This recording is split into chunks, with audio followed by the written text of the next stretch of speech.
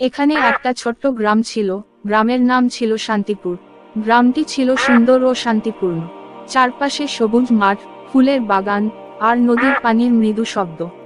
সেই গ্রামে বাস করত একজন কৃষক, তার নাম ছিল অলোকেশ। অলোকেশ ছিল খুব পরিশ্রমী এবং সৎ মানুষ।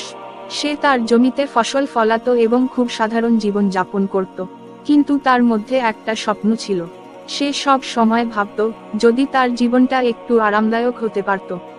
একদিন অলোকেশ মাঠে কাজ করতে করতে হঠাৎ দেখল এক প্রাচীন আমগাছের নিচে কিছু ঝলমলে জিনিস। সে দ্রুত সেখানে গিয়ে দেখল একটা পুরনো সোনার সিঁড়ি। সিঁড়ির ধাপগুলো সোনায় মোড়ানো ছিল। অলোকেশের মন আনন্দে ভরে উঠল।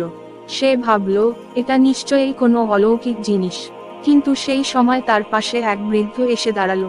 বৃদ্ধের চেহারা ছিল কেমন যেন অদ্ভুত, চোখে গভীর বুদ্ধি আর মায়া।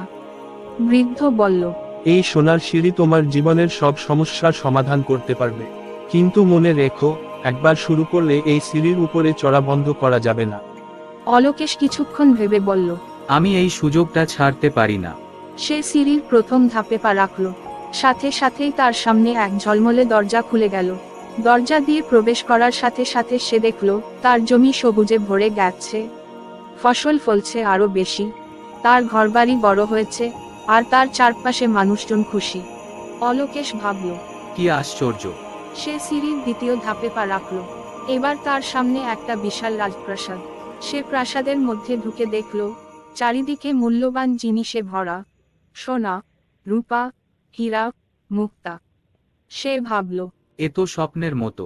এভাবেই অলোকেশ সিঁড়ির প্রতিটি ধাপ অতিক্রম করতে থাকল। প্রতিটি ধাপের সাথে তার জীবনে নতুন নতুন সুযোগ আর সুবিধা আসতে লাগলো। কিন্তু প্রতিটি ধাপ অতিক্রম করার সাথে সাথে তার মন ভরে উঠতে থাকলো আরো বড় লোভ আর আকাঙ্ক্ষায়। সে আর থামতে পারছিল না। একদিন সে সিঁড়ির সর্বশেষ ধাপে পৌঁছালো। এবার তার সামনে এক বিশাল দরজা খুলে গেল। দরজার ওপারে ছিল এক রাজ্য যেখানে সুখ, শান্তি আর সমৃদ্ধি যেন অনন্তকাল ধরে বিরাজ করছে। কিন্তু দরজার ঠিক পাশে একটা বোর্ডে লেখা ছিল, এই দরজা দিয়ে প্রবেশ করলে আর ফিরতে পারবে না। অলোকেশ একটু থমকে গেল।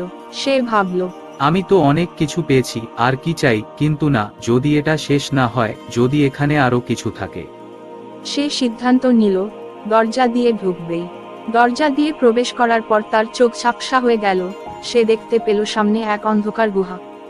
গুহার ভেতর থেকে কে যেন বলল, তুমি লোভের কারণে এখানে এসেছো। এখানে তোমার কোনো সুখ নেই। তুমি এখন লোভের গোলাম। অলোকেশের মনে তখন অপরিসীম পস্তানো শুরু হলো। সে বুঝল জীবন তার যতটুকু ছিল তাই যথেষ্ট ছিল। সে লোভের কারণে সব হারালো। গল্পের শেষ শুনিয়ে গেল যে লোভ কখনো ভালো কিছু দেয় না, বরং যা আছে তাতেই সন্তুষ্ট থাকা উচিত।